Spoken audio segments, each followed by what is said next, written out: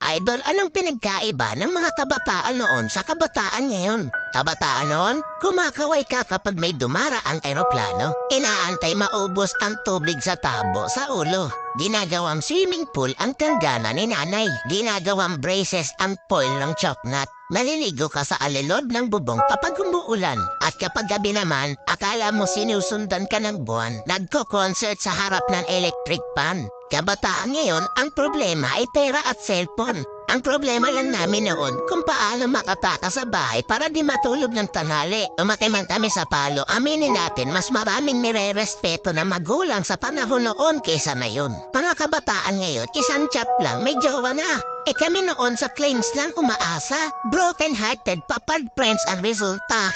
Mga kabataan noon, ang dami ng alam na trabaho. Kesa sa kabataan ngayon, tamad na, puro pa gadgets, di pa mautusan. Minsan nagiging ibon, minsan nagiging paniki. Wait lang. Batako. Idol, hindi kawawa ang batang inuutusan sa gawaing bahay.